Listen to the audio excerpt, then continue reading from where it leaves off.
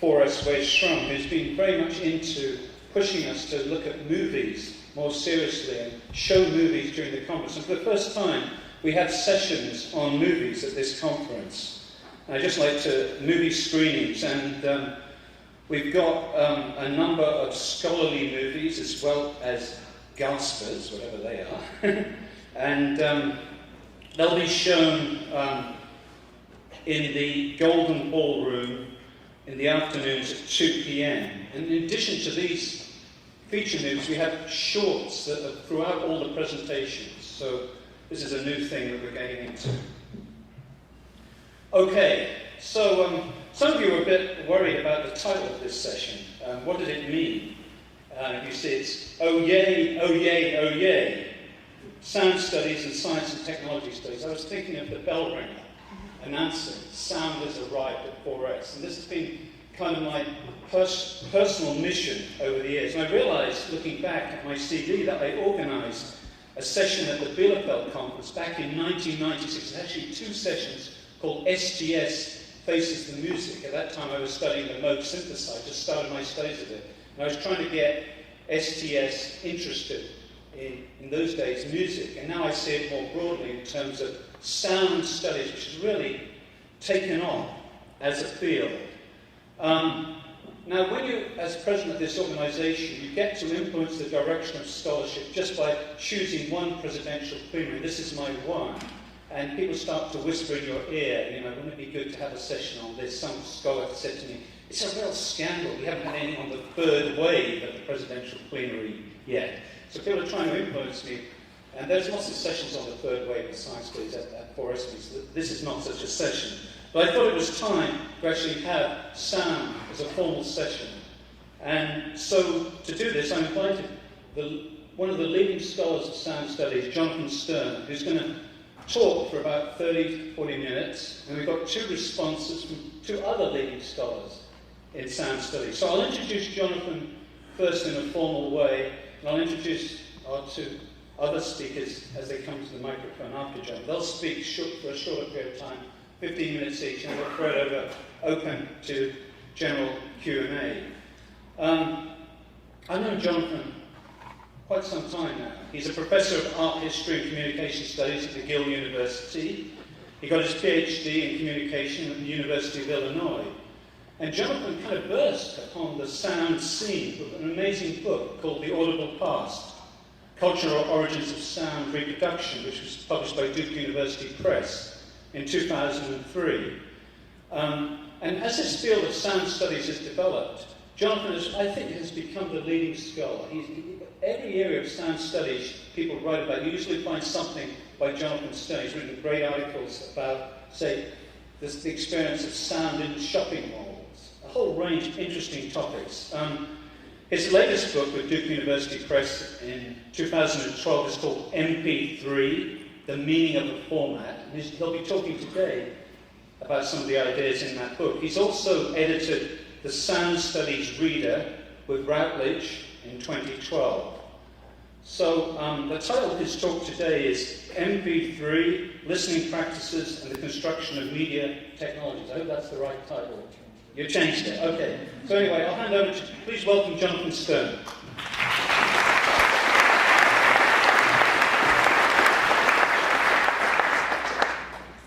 Wow, well, thank you all. Thanks, Trevor, for that great introduction. Thanks, Wes and Tyrone, for some help with audio technology. And really, thanks to all of you for coming. This is super exciting to be here. It's a real pleasure. It's an honor, and also a special delight to have responses from 2 of my favorite scholars afterwards.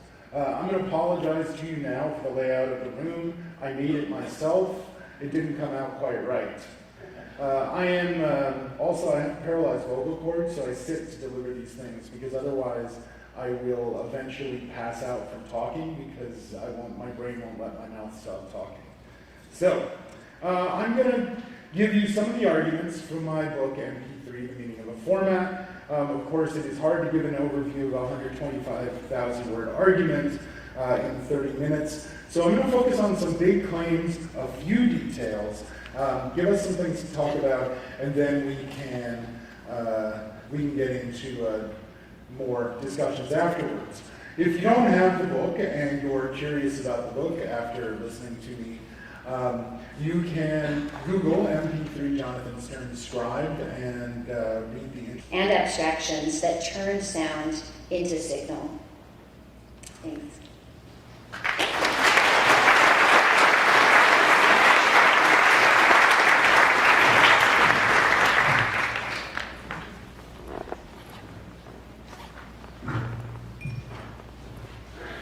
We're almost out of time, but I think we'd like to have a bit of discussion, maybe time for a couple of questions, so it's your chance to make some sound. Yeah, over there. Oh, Jenna? We don't have a mic, just broad. Show online for free, and that's a picture of the cover of the book, and it's also hopefully in your university library, or you can buy it from the Duke table outside. Okay, so what is an MP3? Well, since we're at 4S, if I were to tell you it's a socio-technical assemblage, would you be surprised? MP3 is a file format.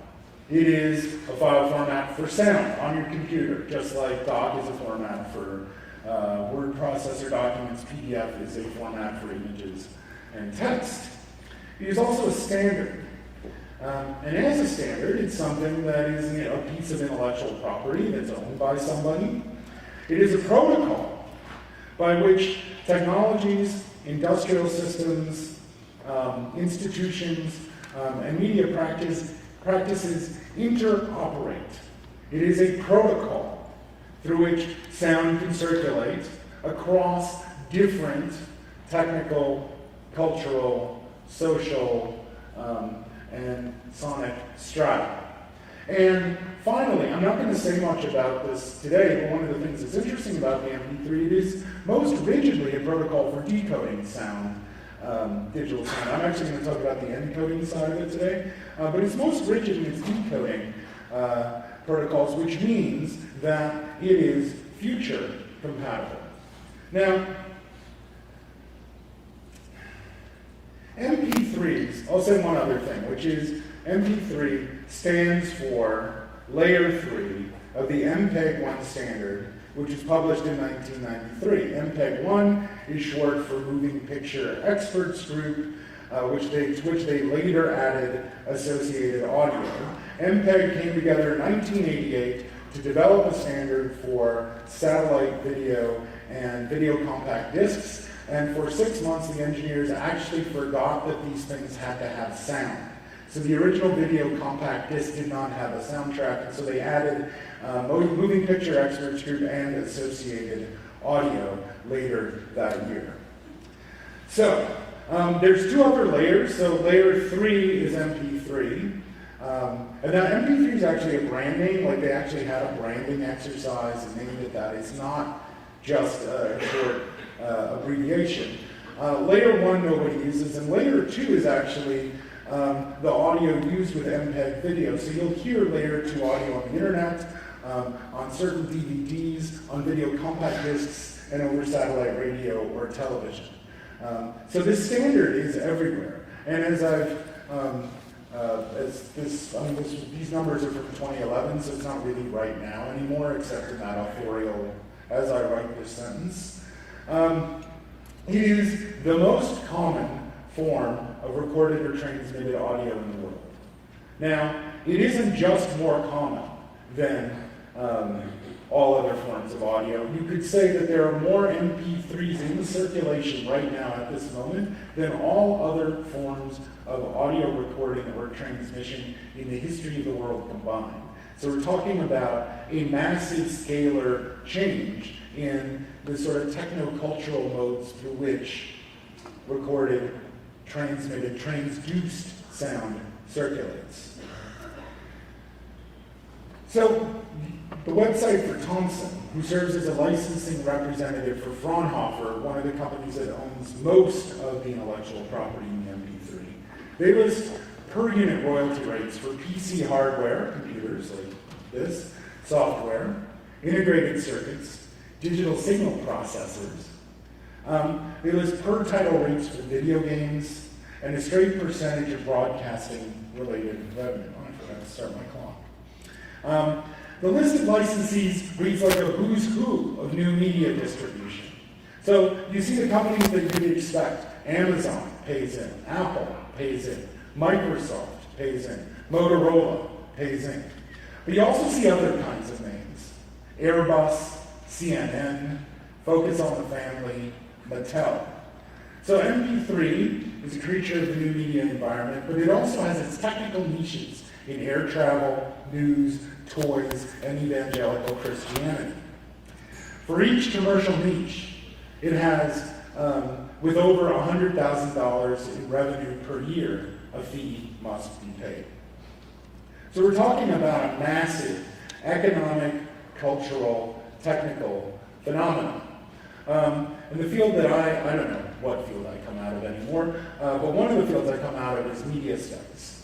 And it would be easy to think of the MP3 as a kind of media phenomenon, except that the old definition of media that we use isn't very satisfying anymore. So I have a sort of very stereotypical image to go with the media word on the overhead there. And think about it for a moment. When we talk about television, radio, cinema, print, sound recording, there is usually an assumption of a set of sort of scaled relations between consumer electronics, technical infrastructures, institutions, cultural practices, right? So this image of a television is metonymic for, or actually synecdochic, for whole sets of regulatory apparatus, technical practices, family practices, forms of cultural memory, techniques of representation, and on and on. But today, MP3s don't really conform to this story. So the first thing is, you can hold MP3s in your hand, but it's usually a lot on a time on a device. So they're not immediately sensible to the end user in the same way as objects that something like a television would be. The second thing is that today, the register of technological change in communication has changed. So whereas before, media history was written in terms of these big, stable things called media, today, there's all this other stuff that we have to account for. We cannot assume ahead of time the scale of technocultural change when we're talking about change in communication and media. So, rather than saying we can assume a certain scale or a set of relations, now, all of a sudden, we're asking questions about any time you're looking at any change in the new media world. You're talking about a mess of standards, platforms, infrastructures, protocols, consumer electronics, hardware, software, middleware, users, scripts, texts, operational routines, narrative or ludic scenarios, and of course, formats. So, scale itself becomes a variable. To study media, especially to study media as technical phenomena, today means the first question you have to ask is, what scale should I be thinking at? Are we talking about the infrahuman? Are we talking about massive infrastructural phenomena? Or are we talking at the scale of consumer electronics? So, MP3 is a format, a special kind of format. And the first question we have to ask is, well, why are MP3s so successful? And I'll give you sort of the simple technical answer now, and then I'll make it much more complicated. The simple technical answer is MP3s are so successful compared to other digital formats because they're smaller. Your average MP3 is 12% the size of the same file on a CD. So if you have a song on a compact disc, I know nobody does anymore, but this was the point of reference when they were designing the format in the 1980s. If you take a song, full bandwidth song on a compact disc, you run it through an MP3 encoder, you get something that's about 12% the size, although you can choose that. And at the bottom, what you have is a signal flow diagram from the Fraunhofer Institute, who are the people I mentioned before. And I'll talk a little bit about one corner of that diagram in a minute. So how do you make sound smaller? Well, first you transduce it into something else. And then, once it's that something else, you can manipulate it. Since MP3s are digital, we'll talk about two different kinds of coding. The first is Huffman coding. David Huffman was a student of Robert Fano, who is a collaborator of Claude Shannon, who I assume many of you have heard of because he's such an important figure in the history of information theory, cybernetics, and many things that SDS people write about. Huffman coding is basically number trees, so digits that happen more frequently become easier for the computer to access. It is essentially a way of making things easier for the computer to manage. And I should say, whenever I give a technical explanation in this talk, please assume that the sentence begins with, "It is a tremendous simplification to say that." Okay, so that's Huffman coding. Now, if you run your compact disc through a Huffman coder, or your full bandwidth audio file that you downloaded from a site that sells those, what you get is something about half the size of the file on the compact disc.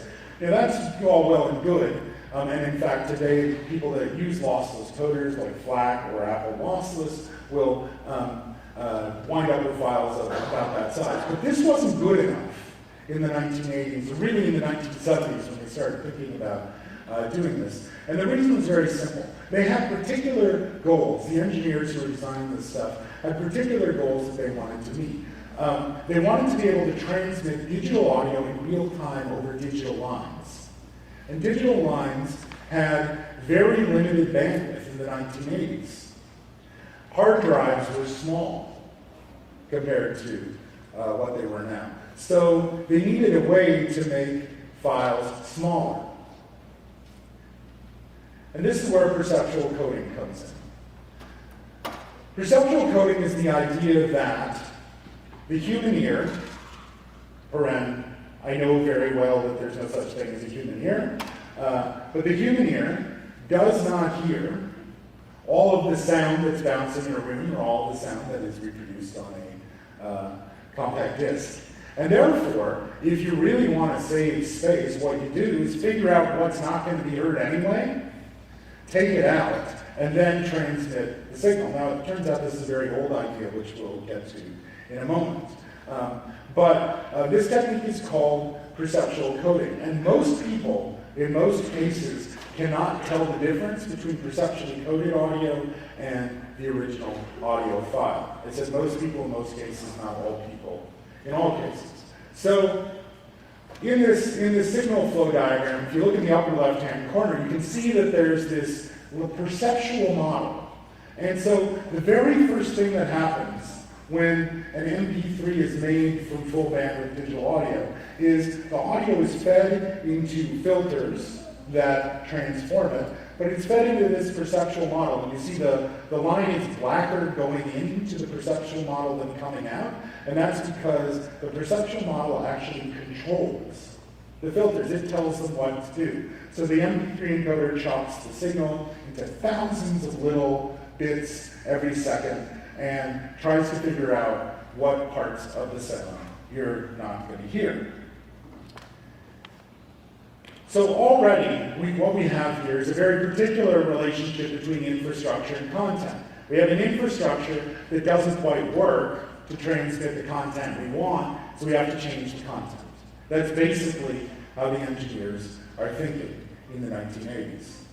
Now, this perceptual model comes out of a field called psychoacoustics. Psychoacoustics is the study of human auditory perception, and psychoacousticians are not so interested in the meaning of what people hear, but rather the mechanism of hearing. What I have up here is a table of what are called critical bandwidths, and you can imagine a critical bandwidth as a kind of lane.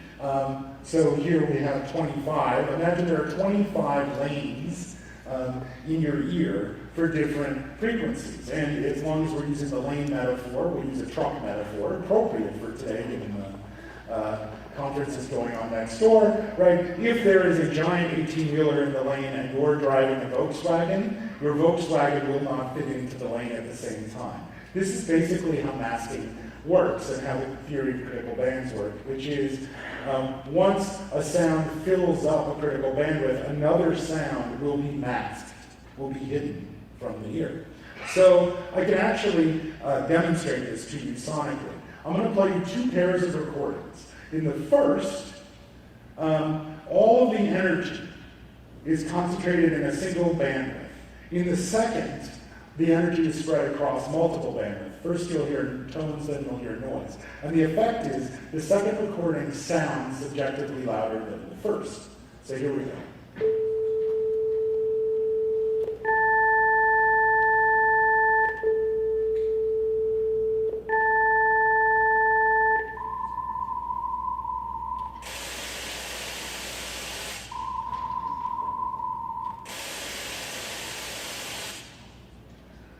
So that's basically the model on which the MP3 works.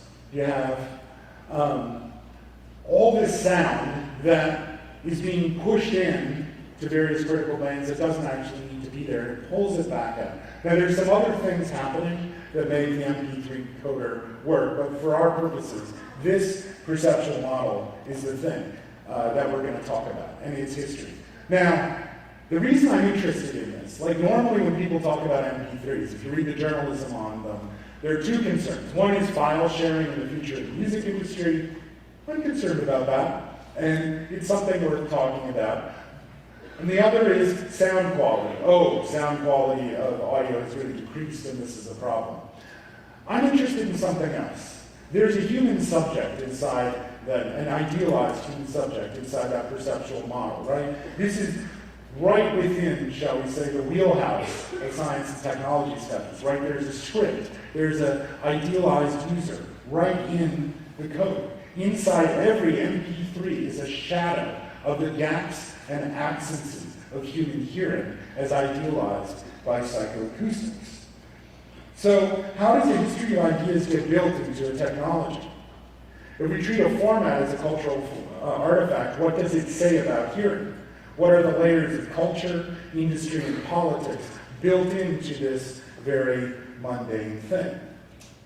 Now, before we go further, I want to point out that in practice, the difference between an MP3 and a CD quality recording is very subtle.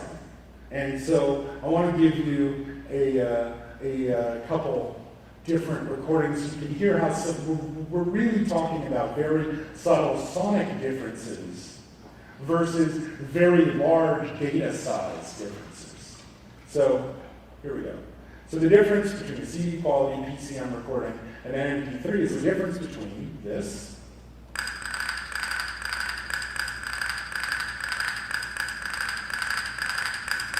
and this.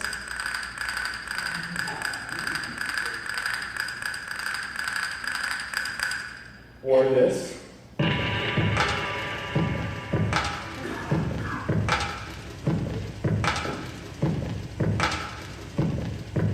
Or this.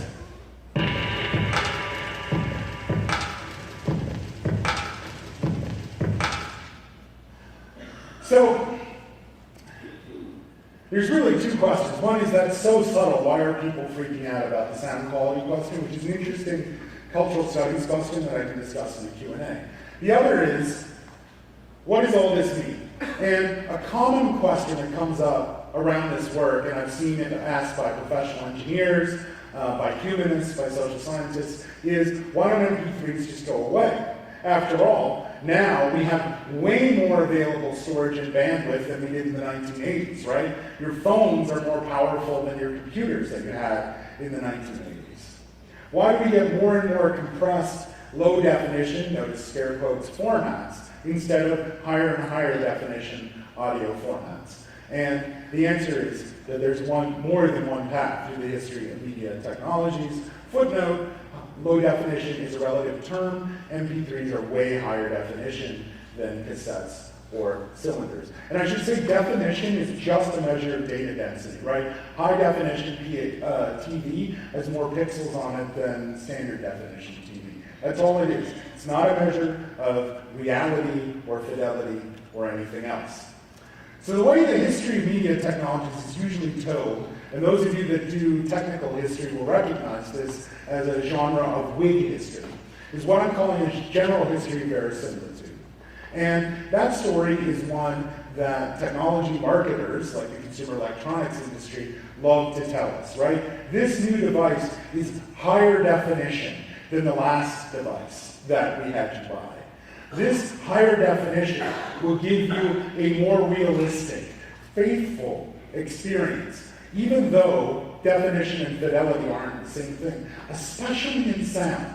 So if I didn't have a mic and you and I were having a nice interpersonal conversation and I turned around and walked away from you, the high end on my voice would go away because high end is very directional. But if you see a movie and two characters are having a dialogue and that one character walks away, the high end on that person's voice stays. That aesthetic is not real. It is, as Michel Chion says, hyper real. So even though we think of definition in terms of fidelity, this is really a convenient engineering shorthand and not an accurate description of what definition does, even as a sort of representational or cultural phenomenon. And of course, the model subject here, right, again, talking in terms of ideals, of this general history of verisimilitude is you need more and more realistic and intense experiences because you are going to be attentive, you're going to be engaged, you're going to be overwhelmed by the power of something like high definition TV or Blu-ray or super advanced video games or something like that. That's the rhetoric, that's how it works. But there's another path, and actually there are probably dozens of paths, but the path I became interested in through the MP3 is what I'm calling a general history of compression. It is a certain genre of engineering history of technology. So the first thing is that rather than going for higher and higher definition and higher fidelity, the concern is balancing efficiency and perception, right? Again, go back to the original question that drove the research into what we now call the MP3. It is, we want real-time digital audio over these lines that won't be able to handle the size of a CD quality recording. Right, so there's a concern of balancing efficiency and perception. Definition is understood economically, as in definition is a limited resource. We only have so much room on our hard drives, and those of you with smartphones know that actually the most valuable part of your smartphone, the most expensive part of your smartphone is the data plan, right? Bandwidth is the most valuable, most precious resource in any communications infrastructure. And an interesting side effect of this is a sort of agnosticism about the subject of compressed media or compressed audio. It could be immersed and engaged and intensely interacting with the content, but it could also be distracted, mobile, instrumental in its relationship, right? This is the difference between going to the movies and watching something on YouTube. Okay, so this is a way of interrogating a progress-based or Whig history of technology. And it points to two related issues. One is circulation and the other sound quality.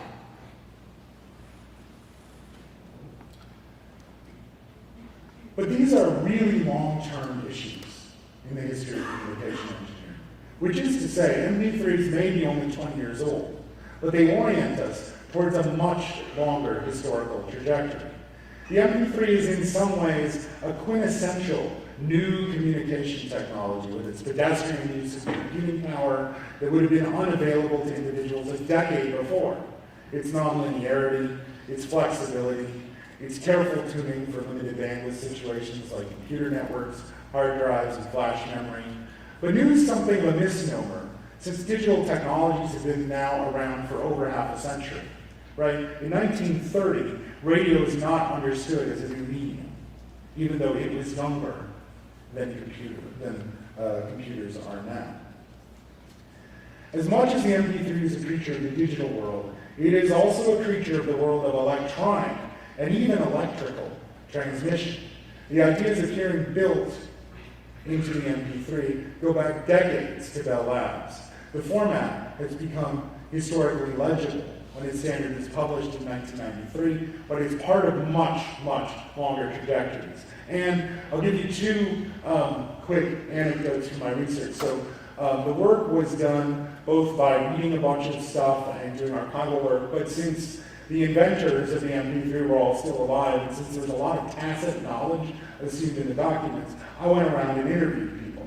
And I asked Karl-Heinz Brandenburg, who worked at Fraunhofer, well, where did that perceptual model come from? Oh, and we're back. Where did that perceptual model come from?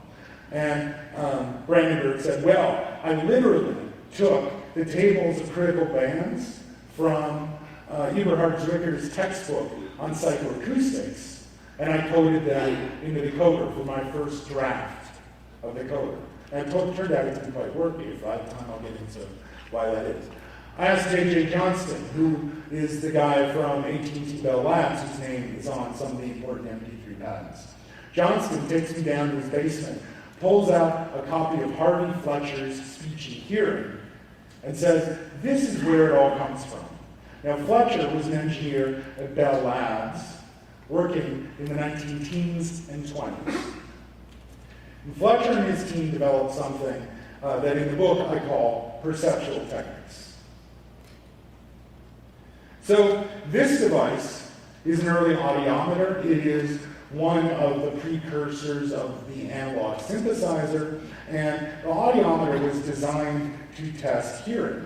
So at first it made clicks, later it made tones, and in fact, if you want to read a lot more about the audiometer, I recommend Mara Mules' article on the subject. But the audiometer is basically the device that allows psychoacousticians to test the frequency range of people's hearing. So it allows them to quantify the frequencies of the ear.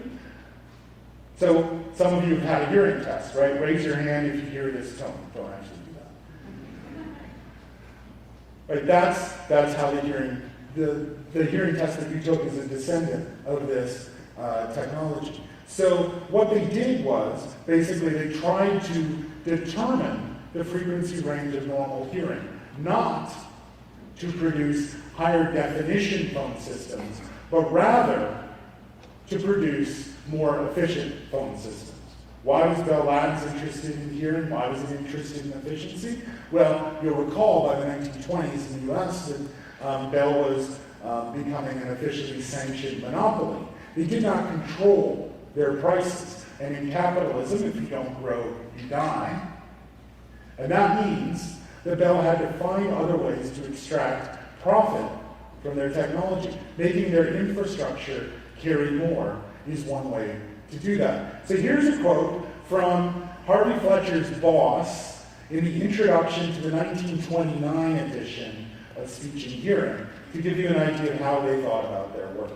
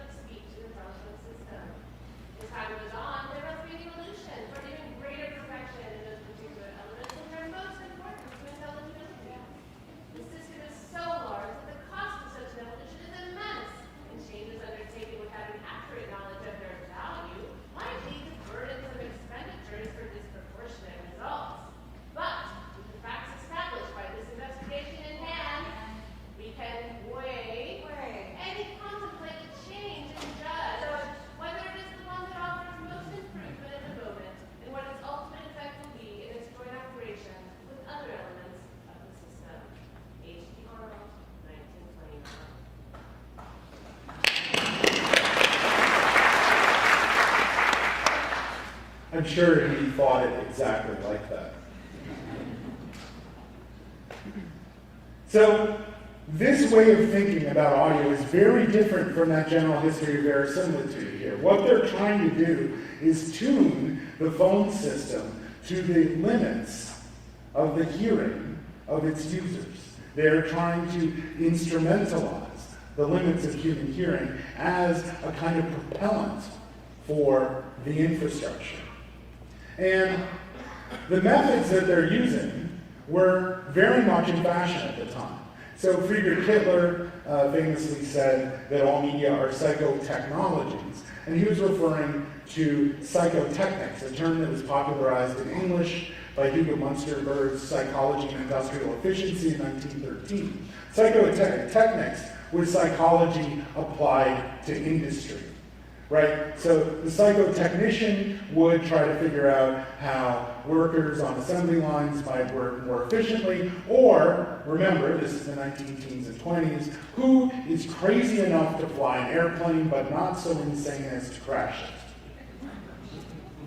So I'm talking about perceptual techniques, which is a, shall we say, more specific form of psychotechnics, and it represents a dual movement. On the one hand, perceptual techniques, this way of thinking both about perception and communication technology, meant that more and more communication technologies were designed around the measurement of human perception. And there's a whole story about those studies, which I won't tell today.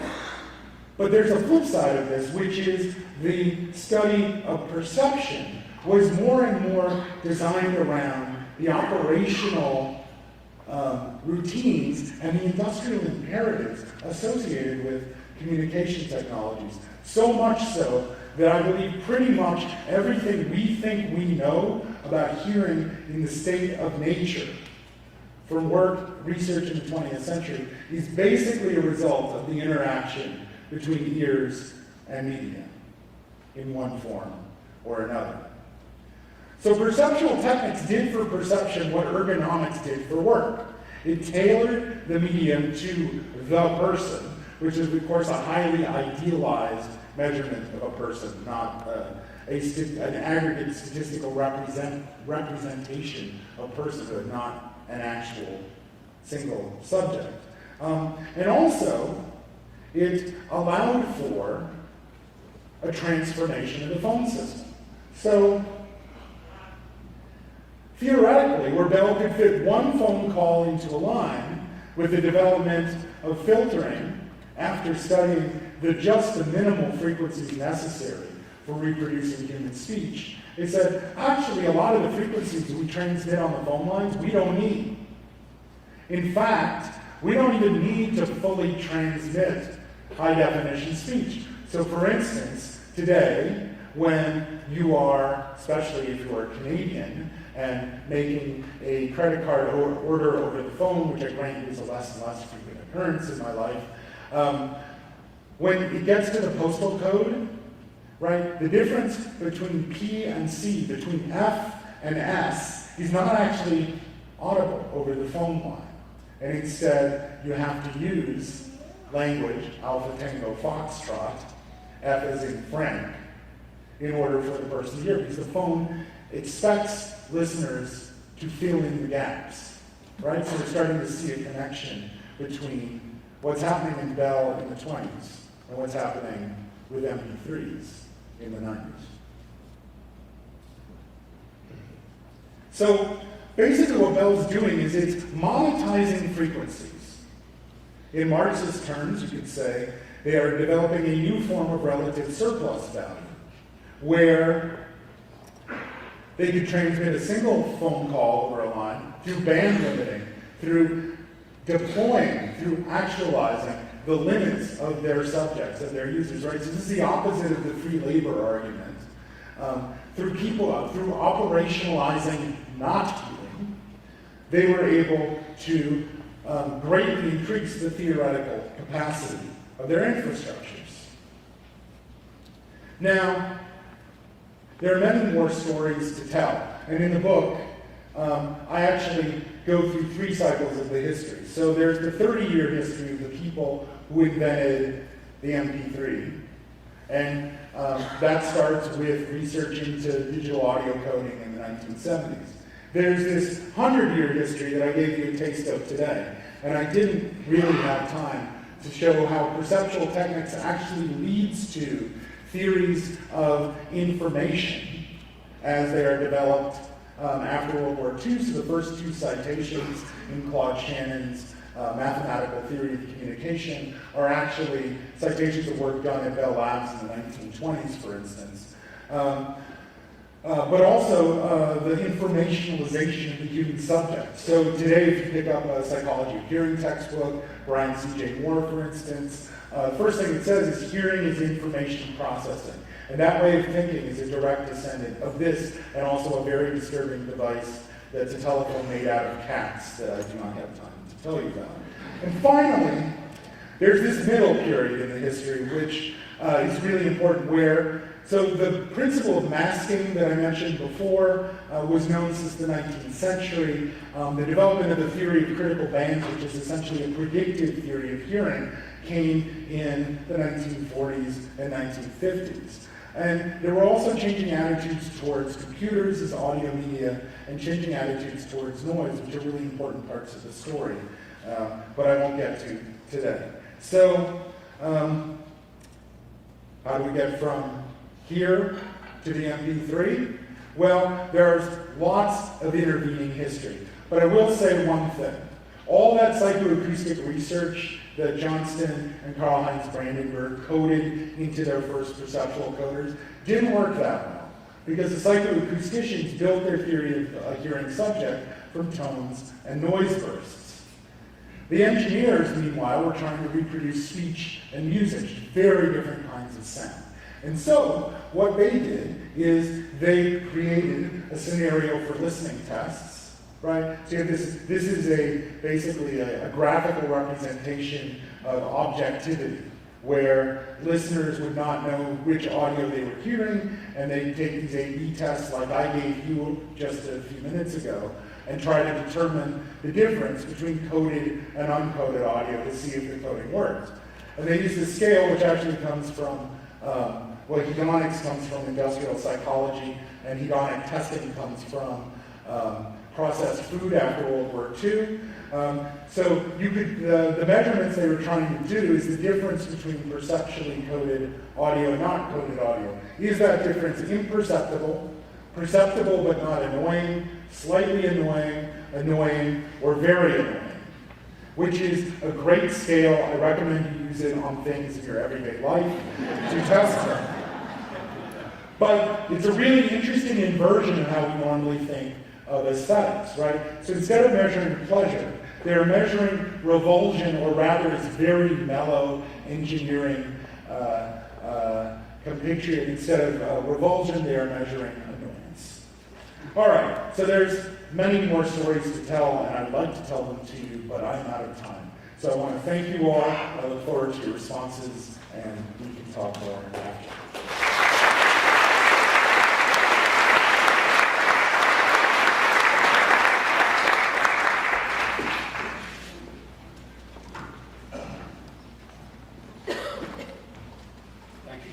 Thank you, Jonathan.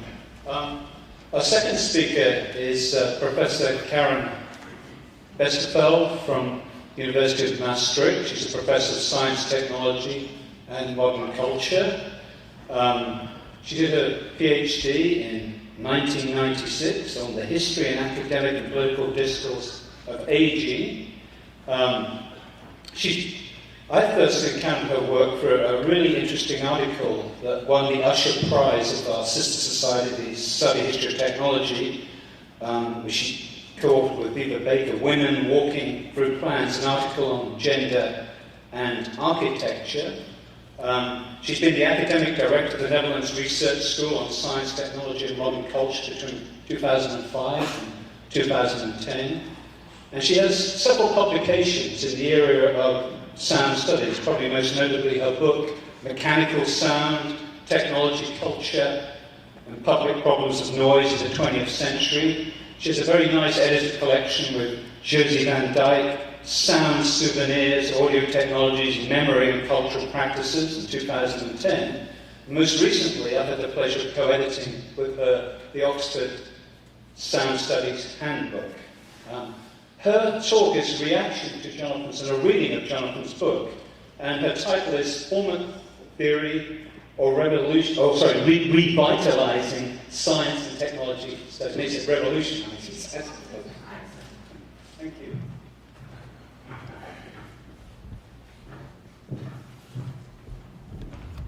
Well, thank you, Trevor, for your kind introduction, and thank you, Jonathan, for a wonderful performance. And there was even some music in it. At least, I mean, reading a quote like this is actually music. Well, Trevor asked me to comment on the book that is behind the presentation, and I would like to start with my very first thought after I had read it, and that was, why does this terrific book not position itself explicitly in SDS? Citations to SDS scholars pop up on nearly every other page, but Jonathan does not say this is an SDS book. And then I thought, why bother about that? I mean, Jonathan allows SDS to do exactly what it should do, to inform a convincing analysis of a very important technology. But my answer is that it does matter to underline that this book is SDS. So I suddenly find myself in a position to underline that this label is important now. And I think it's important to prevent that the book is overlooked for what it is, in my view, and that is an exemplary way of revitalizing SDS. And reversely, acknowledging the book's SDS character might also be a starting point for showing how SDS could have been of even more help to Jonathan's arguments than is already the case. But let me first unravel why the book wants to be something else than SDS. As the absence of the label seems no coincidence, and it may be a surprise after hearing the talk. Because in this introduction, Jonathan presents the study as a contribution to media studies, media history and cultural studies. The book is about the notions of speaking, hearing and communication built into the MP3 format, and it's also a critical analysis of the significance of sound technologies to the origins of contemporary digital media culture.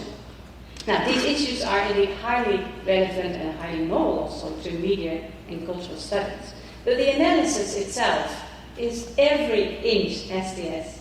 And after having explained that MP3 is a shorthand for a standard that draws on perceptual coding and compression, you've just heard that, Jonathan shows really with impressive commands, where we can find the conceptual and practical roots of MP3. So it's in the early 20th century telephonic hearing research and the business strategies of Bell Labs for AT&T, which already focused, as you have shown, on just intelligible speech for an efficient use of telephone lines. It's in information theory in the intermediate years, notably the obsession with minimizing signal distortion, and it's in psychoacoustic studies into masking effects.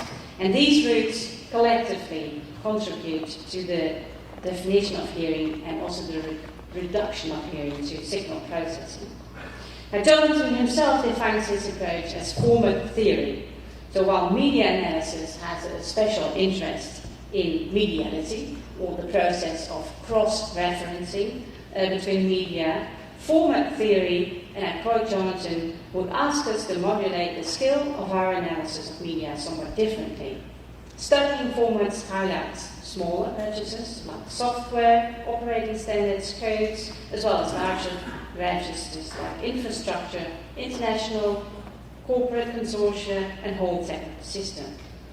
And it invites us to ask after the changing formations of media, the context of their receptions, the conjunctions that shape their essential characteristics, and the institutional politics in which they were enmeshed. Now, how does this sound? As SDS, indeed. And in addition to the history of science, business, and engineering already mentioned, Jonathan uses SDS work on standardization and testing to explain how a particular aesthetics was interwoven in the MPEG layer 3, and also to show how industrial interests and path dependency ensured that MP3s and not MP2s are everywhere. And just in case I sound a bit compressed, I should flag that Jonathan does this storytelling, or his storytelling, with lucidity, with precision in technical detail and analytical strength we already know from his earlier work. But still, why does Jonathan not present himself in the book as an associate of SDS? Now, initially I assumed that it was just an issue of form and background. SDS seems to serve as the springboard from which to challenge received wisdom in media and cultural studies. An example of such perceived wisdom is the idea that MP3 technology has liberated users from the commercial confines of the music industry by contributing to the free distribution of music and enabling mashups, without having to bow to the music industry's mass-oriented taste. And Jonathan critically comments on this by pointing on the MP3's dependency on the telephone industry, its notions of listening, and to the fact that the music industry has greatly profited from piracy practices through selling blank musical carriers and music players, and he uses the history of piracy, also SCS work on the history of this kind of piracy practices to show this. So Jonathan's audience is a media and cultural studies public, and SDS is an important way to educate them. Fine. And this may even be wise with an eye on marketing the MP3 book, because we, as we are together, may think that SDS is quite a field, we are quite a crowd, but if you imagine all the media studies people together and the cultural studies, that's even a bigger crowd. But then my eye fell on a footnote. Footnotes are usually boring, but if you read Jonathan's books, the footnotes are just as interesting as the rest of the text. And this is footnote 26 of the book's first body chapter. And Jonathan there claims that his focus on AT&T, a successful industry, is unfashionable in business history because many authors follow a social constructivist approach that makes them turn away from the perspective of the winners and from realist categories of political economy. And despite its strengths, he says social constructivism is not as powerful a methodology for addressing systematic political questions, which are at the heart of my inquiry here. I thought, now I found it. Even though not all of SDS is social constructivist, and even someone from Maastricht knows that, its dominance in SDS may have made Jonathan cautious in associating himself all too easily with the field. My point, however, is that the book never becomes more political or more realist than social constructivists normally do. Even though it does not officially abide to the first rule of symmetry, so the idea that a fruitful analysis of science and technology dynamics should treat winning and losing technologies and scientific ideas symmetrically, he continuously underwrites its consequence that the outcome of the development could have been different. That is evident from, for instance, the contingencies he describes when analyzing standardization, but it's crucial on the last page of his book.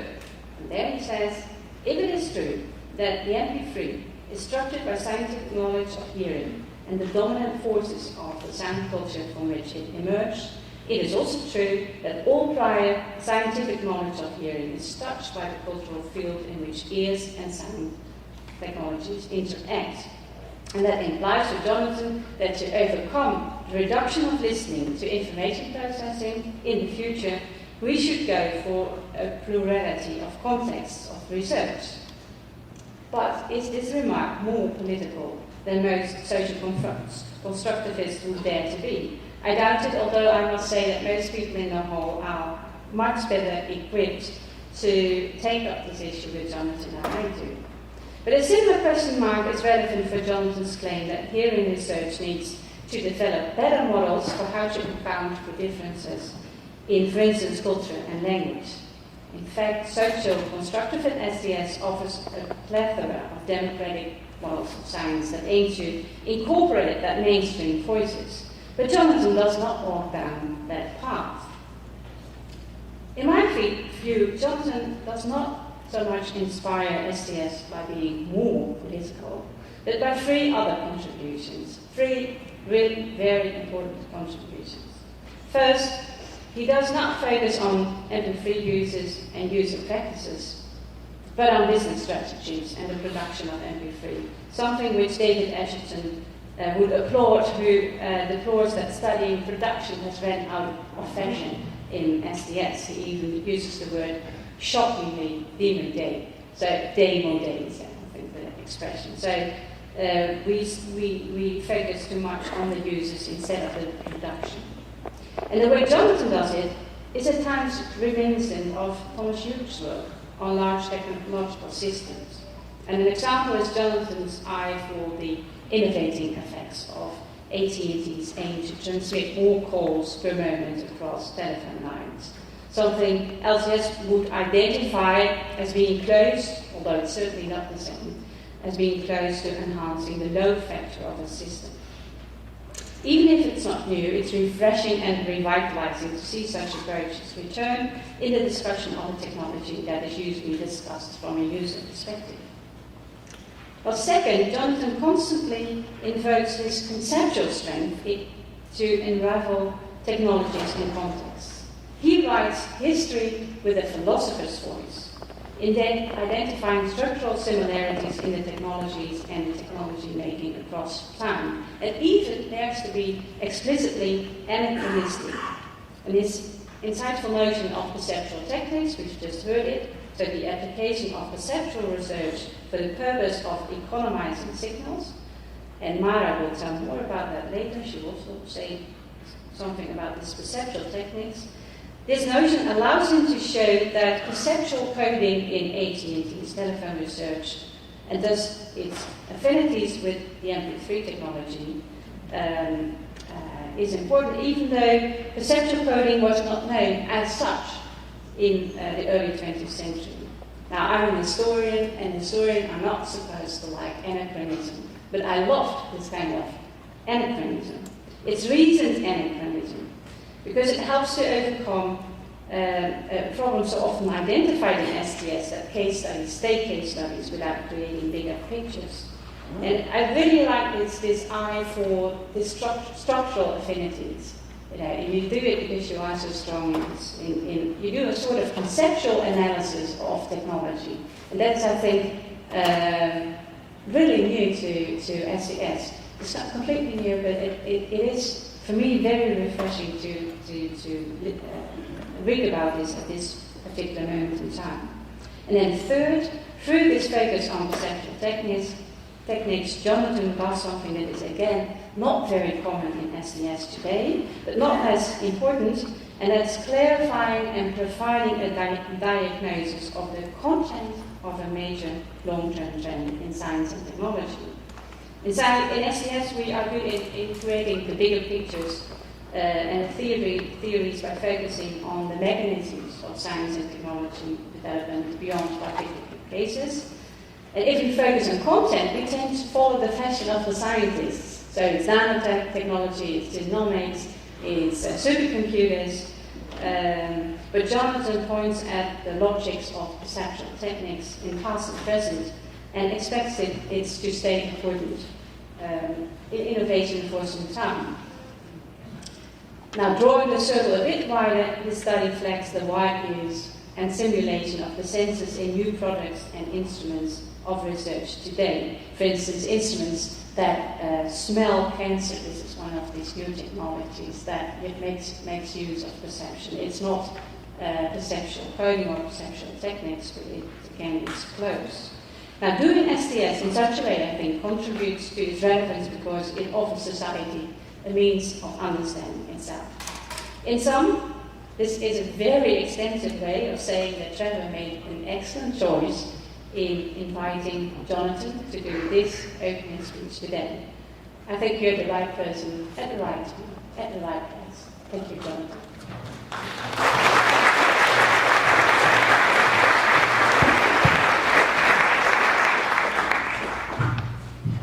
Thank you. Our third and final speaker is Mara Mills, who's Assistant Professor of Media, Culture and Communication at NYU. Mara did her PhD in History of Science at Harvard University. She works at the intersection of disability studies and media studies. Her research and teaching interests include communication history, science and technology studies, disability theory, and mobile media studies. She's completing a book at the moment. I got this from her webpage. She's not smiling. She's completing a book at the moment on the phone, deafness and communication engineering. Her publications have won a number of prizes. Let me just mention a couple. Just last year, she won the Morris Domus Article Prize in International Committee for the History of Technology for an article on disability and cybernetics.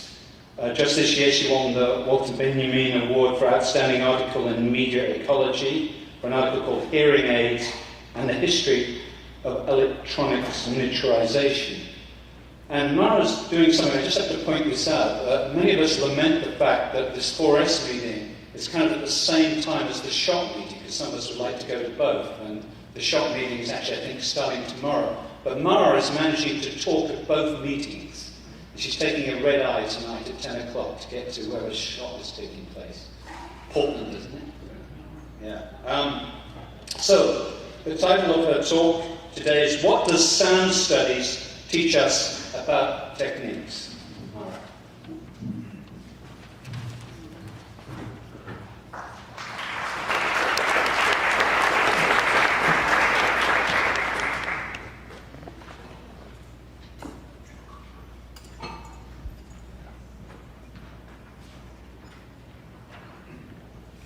I would like to stay in San Diego, but I had said yes to SHOT beforehand, so it's not that I want to abandon this and miss the Good Vibrations party. I certainly don't.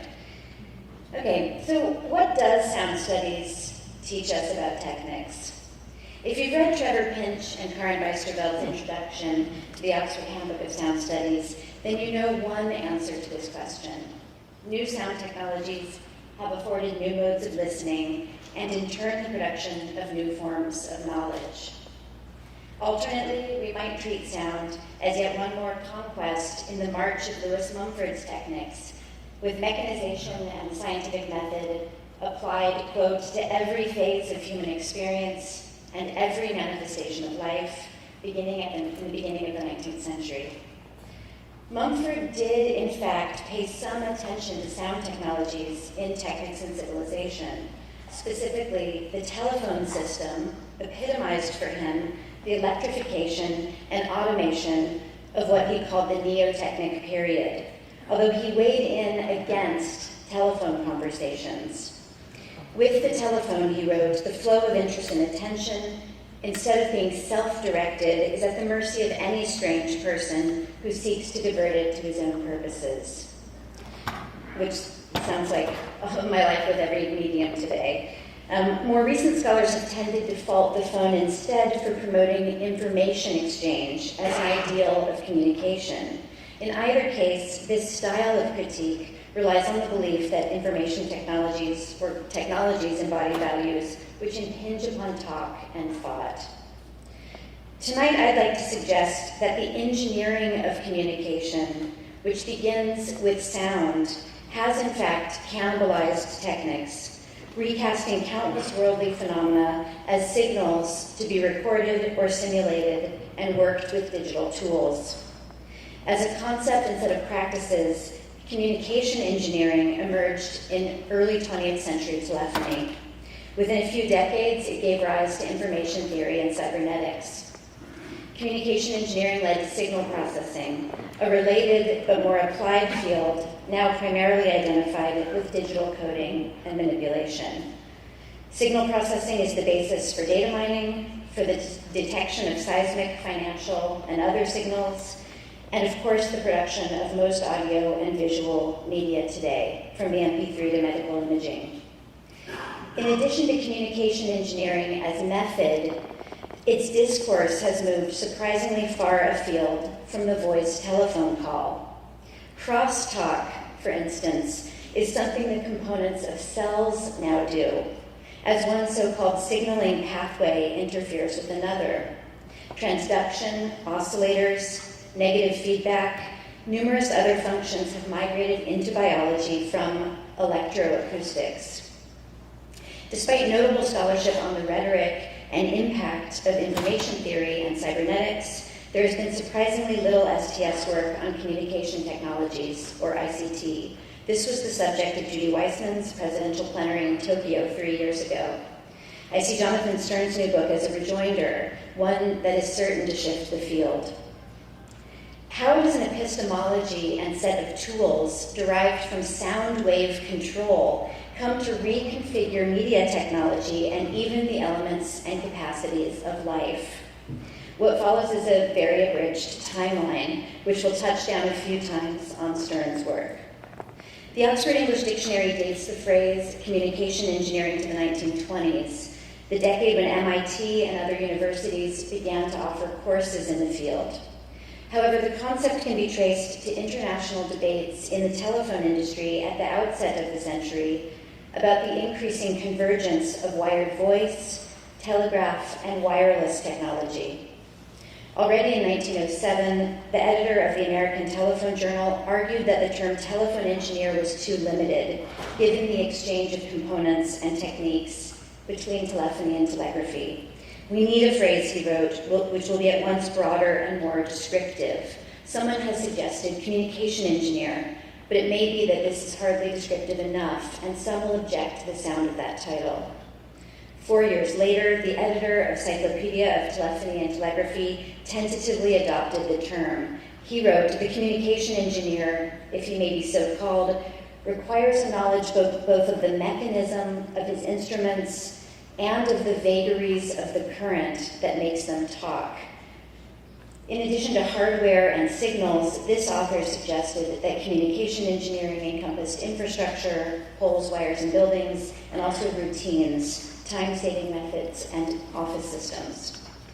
By 1948, in the article Time, Communication, and the Nervous System, Norbert Wiener would extend communication engineering almost to the point of universality. The theory of the telephone is, of course, communication engineering, he explained, but the theory of the computing machine belongs equally to that domain.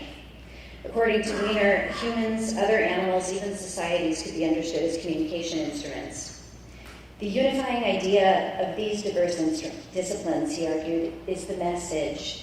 Communication engineering is the art of introducing specific transformations into messages and transmitting them from point to point.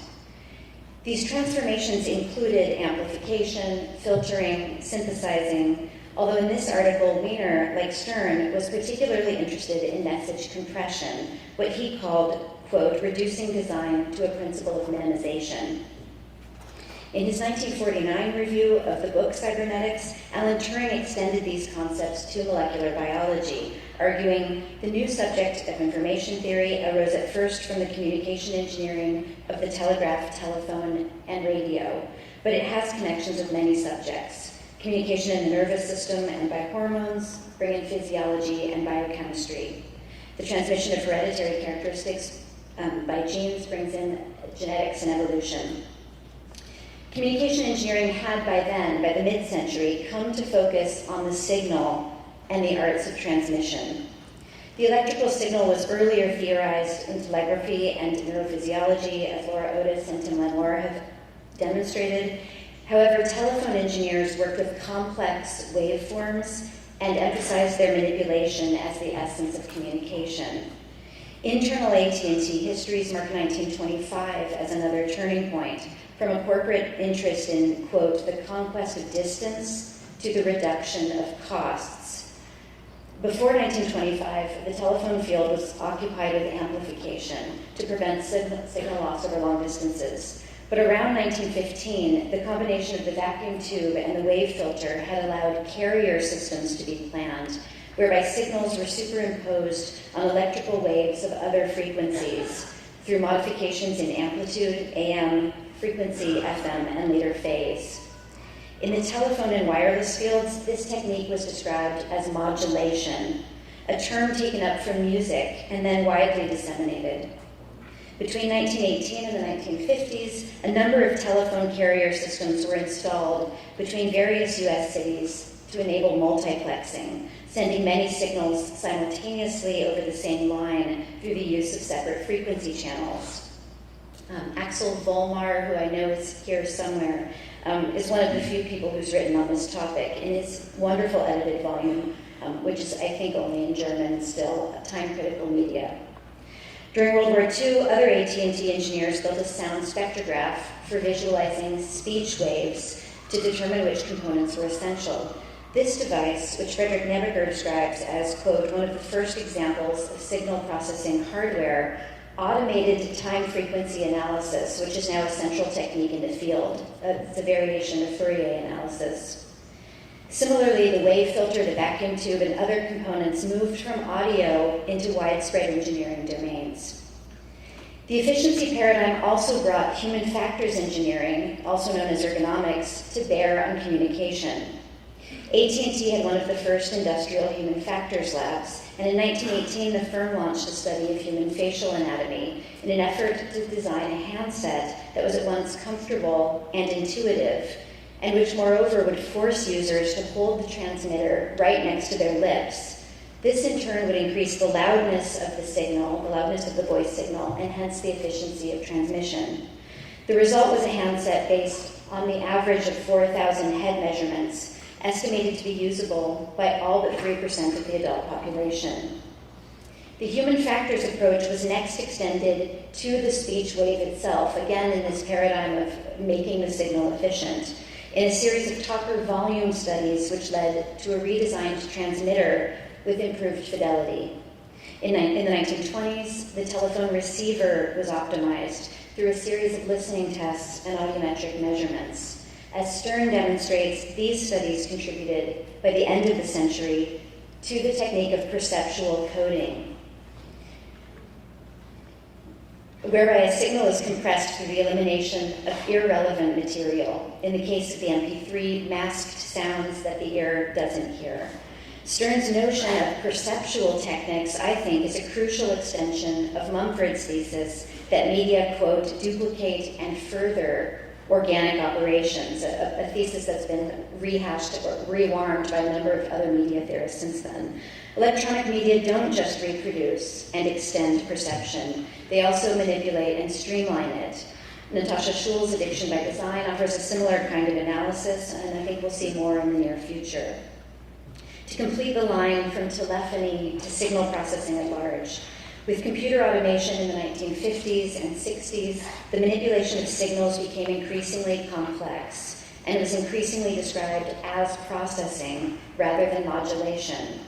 The verb form of the word process, meaning to operate on mechanically according to a set procedure, came into use in the late 19th century in the arena of food processing. The term signal processing was at first mostly applied to digital coding, such as pulse code modulation, or PCM, and vocoder-based compression. PCM, invented in the 1920s by telephone employees in the US and France, was commercialized in the T1 carrier system, launched by AT&T in 1962, the first digital transmission system, excluding telegraphy, and I doubt there's a lot of die-hard telegraphy fans here, but in case there are, at SHOT I would probably get attacked by the people who think telegraphy is the start of everything, but in telegraphy the coding of the message is done by hand, it's not automated.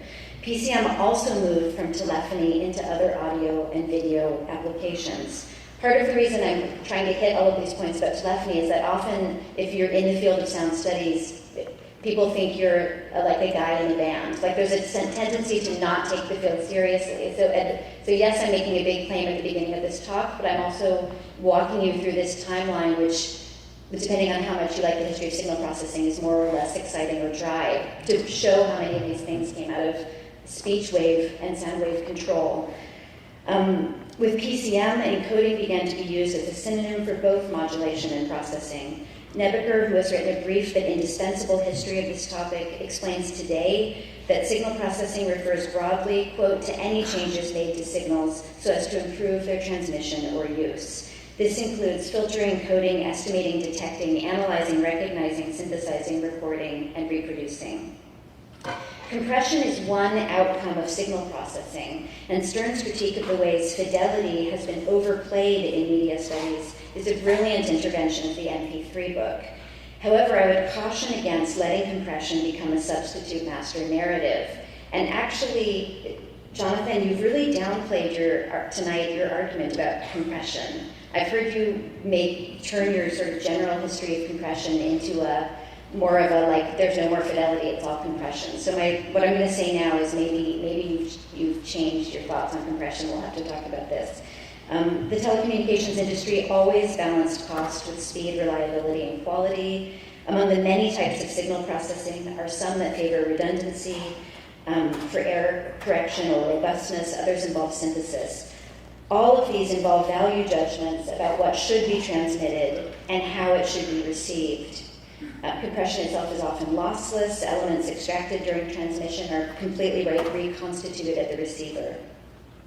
And techniques for signal compression were developed as part of a broad cost-saving program in telecommunications that included things like multiplexing, which at first increased the bandwidth of each speech channel while maximizing the total space on an expensive copper line. At the same time, compression has sometimes been applied to combat distortion rather than cut costs. I also have doubts about the domestication of noise as a wholesale paradigm shift. And you didn't talk about this in your talk today, but those of you who are familiar with Jonathan's book, he makes another huge claim. There's a cliche of sound studies to talk about noise as something unwanted. Jonathan makes an argument that with the MP3, there's a shift to optimizing noise and making noise productive. I'll summarize that. I would describe the exploitation of some kinds of noise to mask others, a new technique and a paradigm still defined by noise reduction. So in the case of the MP3, which you can read about because you didn't hear about it tonight, the artifacts of signal processing are themselves turned noise, unwanted disturbances to the music signal, and they're strategically buried beneath other sounds where the listener will not detect them. But in other cases, and even in other moments in the life cycle of the MP3, error-correcting codes, filters, wires, cables, and displays continue to be designed to systematically eliminate or at least reduce environmental and electronic noise. My own interest in this topic was prompted by an investigation of deafening, which became a vastly salient concept in English in the early 20th century. The word was coined at that time. It was fueled by a broad cultural discourse on noise, as well as activism by hard of hearing people who wanted to distinguish themselves from those born deaf, and they hence called themselves deafened. Engineers and activists alike became concerned with hearing loss, which might be situational, occurring as a result of noise on radio sets and telephone lines, or actual, caused by ear-splitting factories, battlegrounds, and urban centers. In turn, in the US, the development of the electronic audiometer and the audiogram, the normal curve for hearing, emerged out of a collaboration between the telephone company and the New York League for the Hard of Hearing. These tools became essential for delineating human factors for future audio engineering and for determining who would be a user and who would be excluded. And this brings me to my final point. Attention to hearing and communication difference is an increasingly regular feature of sound studies. And this, to my mind, is the most significant of Stern's contributions to the field.